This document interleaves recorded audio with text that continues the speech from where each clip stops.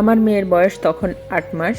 একদিন সে বাসায় আসে রাত ১১টার দিকে, কিন্তু তার আগেই আমি ঘুমিয়ে গেছিলাম।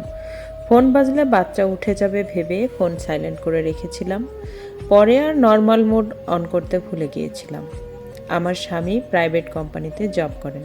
সকাল থেকে রাত অফিসে অনেক পরিশ্রম করেন। সকাল ৭টায় অফিসের জন্য বের হয়। সেদিনও সকাল ৭টা থেকে রাত ১১টা পর্যন্ত অনেক পরিশ্রম করে বাসায় এসে দরজার সামনে অনেকবার নক করে, কিন্তু আমি ঘুমের কারণে বুঝতে পারিনি। উনি রাত ২টা পর্যন্ত দাঁড়িয়েছিল। আমাকে ৯০টা কল দিয়েছে, আমি টের পাইনি। সে অনেকবার নক করেছে, কিন্তু আমার ঘুম ভাঙেনি। আমাদের কলিং বেল ছিল না। দরজায় নক করেছে যখন রাত ২টা।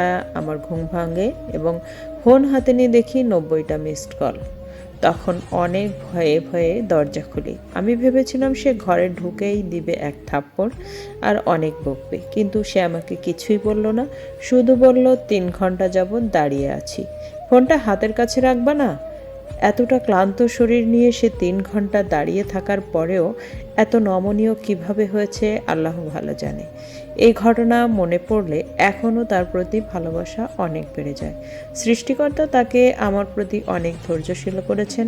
জানি না আমার মনের ভালো লাগা কতটুকু লিখে বোঝাতে পারলাম, তবে দোয়া চাই সৃষ্টিকর্তা যেন আমাদেরকে সুখে একসাথে রাখেন। নাম প্রকাশে অনিচ্ছুক ছিলেন। আর এই পোস্টটি যখন পড়লাম তখন অবাক হলাম যে আসলে এমনও সুন্দর মনের মানুষ থাকে দেখেই এখনও পৃথিবীটা এত সুন্দর।